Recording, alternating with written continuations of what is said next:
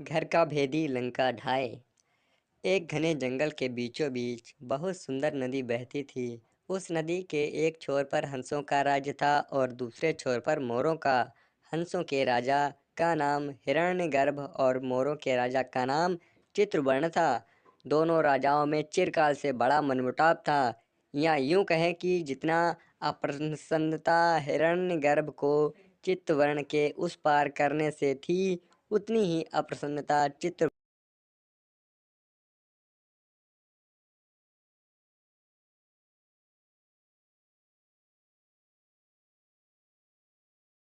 इसके लिए दोनों लड़ने मरने को तैयार थे। बस केवल लड़ाई का कोई बहाना खोज रहे थे। उन्होंने बहाना मिलने में भी देर नहीं लगी।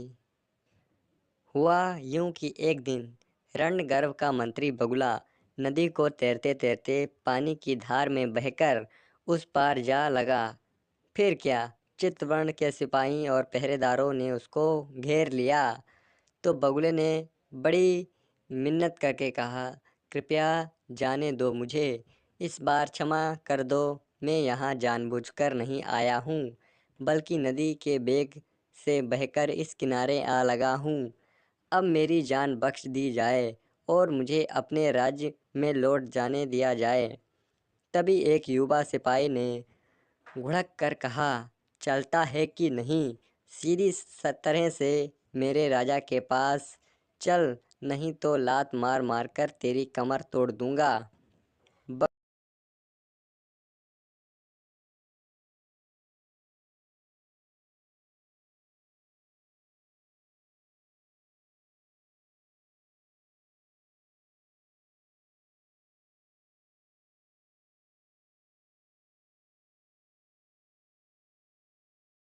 बेचारा बगुला चित्रवर्ण के सिपाहियों, कौओं, मुर्गों से घिरा हुआ चल रहा था।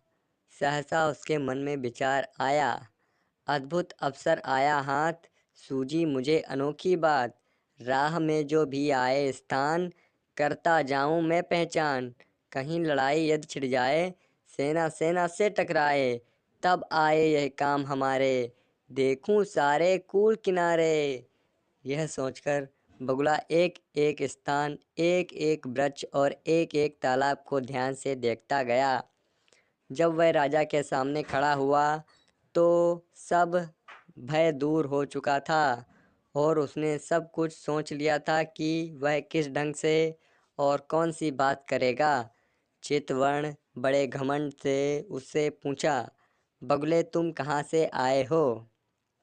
बगुले ने कहा, मैं नदी के पार महाराज हिरण्यगर्भ के पास से आया हूँ। चितवर्ण, तुम उसे महाराज कहकर मत पुकारो। हाँ तो तुम हिरण्यगर्भ के पास क्या करते हो?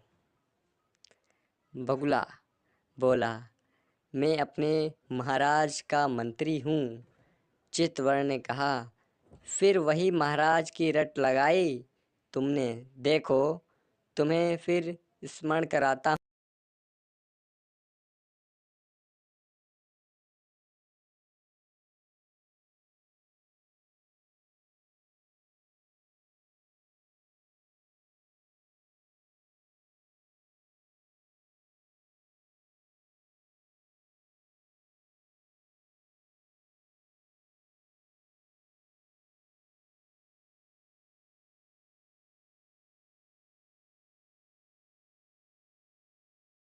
आप पहले मुझे अपना राज्य का कोना कोना दिखाइए, फिर मैं आपको इस प्रश्न का उत्तर दूंगा।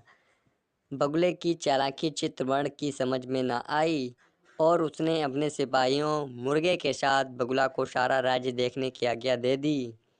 बगुला इसी बहाने से चित्रवर्ण के राज्य में गुप्त से गुप्त स्थान तक चला गया और हर जगह का पता किया। वो लोग कहाँ रहते हैं, कहाँ सोते हैं, कहाँ धन सामान रखते हैं, इत्यादि सब बातें बगुले ने पता लगा लीं।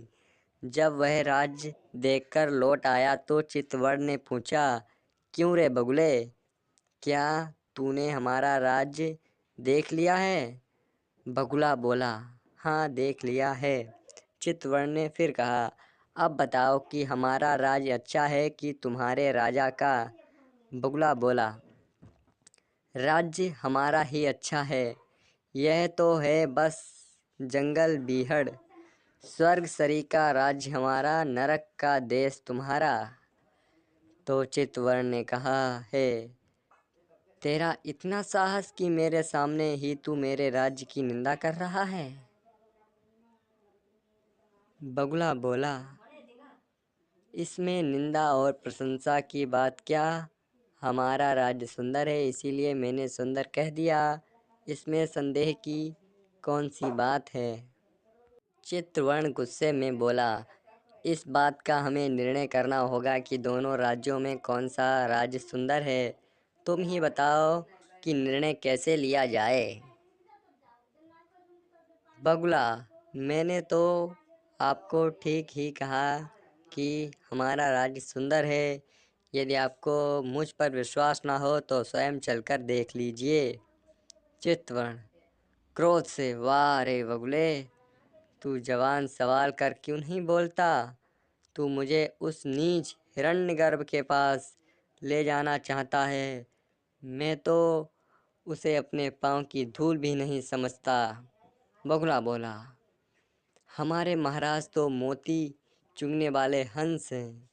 वह क्यों नहीं लगे पाँव की धूल। यदि आपको उनके बड़प्पन में संदेह है तो उनसे एक युद्ध करके देख लीजिए। चितवर्ण बोला, तेरी इतनी मजाल कि मुझे युद्ध के लिए ललकार रहा। सिपाहियों, नोच डालो, मार डालो, काट डालो इस दुष्ट बगुले को। इसे मेरे सामने बोलने की भी सभ्यता नहीं। सभी सिपाही बगुले को मारने दौड़े, किंतु कवि ने महाराज चितवर्ण को समझाया कि दूसरे राजा के मंत्री को मारना या दूत को मारना नियम के विरुद्ध है। कवि की बात सुनकर चितवर्ण ने बगुले को अपने दरबार से निकाल दिया और गरजते हुए कहा, जाओ अपने राजा को कह दो कि युद्ध के लिए तैयार रहें। बगुला नदी तैरकर अपने राजा के पास चला गया और उसने चितवर्ण के राज्य का सारा हाल कह सुनाया। मंत्री के अपमान का बदला लेने के लिए हिरण्यगर्भ ने भी सेना को युद्ध के लिए तैयार करने की आज्ञा दे दी। उन्होंने तालाब से निकलकर एक वृक्ष पर लकड़ियों का किला भी बना लिया। उधर चितवर्ण ने अपने सेवकों से कहा, कौवे, मुझे तुझ पर बहुत विश्वास है। मैं जानता हूँ कि तू किसी भी कठिन काम को चतुराई से कर सकता है। अब तुम दुश्मनों के घर जाओ, अता पता सब लेकर आओ। भेद जानकर सभी लड़ाई करने को हम करें चढ़ाई। चितवर्ण की बात सुनकर कौवा हिरण्यगर्भ के राज्य में आ गया और गिड़गिड़ाकर बोला, महाराज, मैं आपके शत्रु चितवर्ण के पास नौकर था और सदा आपकी प्रशंसा किया करता था। इसी दोष के कारण उसने मुझे मार पीट कर निकाल दिया। अब यदि आप मुझे अपनी शरण में ले लो तो मेरे प्राण बच जाएंगे, नहीं तो मैं अकेले तड़प तड़प कर मर जाऊंगा। हिरण्यगर्भ ने कौवे को अपने यहाँ नौकर रख लिया। कौवा वास्तव में चितवर्ण की ओर से वहाँ का भेद लेने आया था, इसीलिए बीच बीच में इधर की खबर उधर पहुँचाया करता था। इस प्रकार चितवर्ण को भी हंसों के देश का सब हाल पता चल गया। एक दिन अवसर देखकर चितवर्ण ने हिरण्यगर्भ पर चढ़ाई कर दी। हिरण्यगर्भ अपनी सेना को लेकर चितवर्ण से युद्ध करने गया तो पीछे से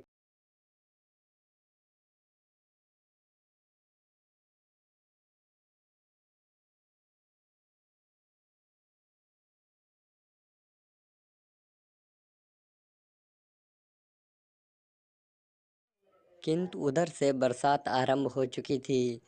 बरसात मोरों के नाचने और आनंद मनाने का समय होता है, इसीलिए उन्होंने हिरण्यगर्भ हंस को बुलाकर कहा, देखो, वर्षा ऋतु आई, नभ में सनग बदरिया छाई।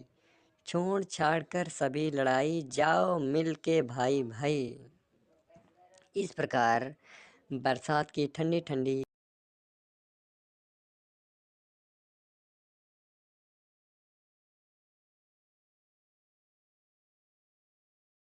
दोस्तों, यदि आपको हमारी कहानी अच्छी लगी हो तो हमारे चैनल को सब्सक्राइब करें और वीडियो को लाइक करें व अपने दोस्तों में शेयर करें ताकि वो भी मित्रतापूर्ण अपने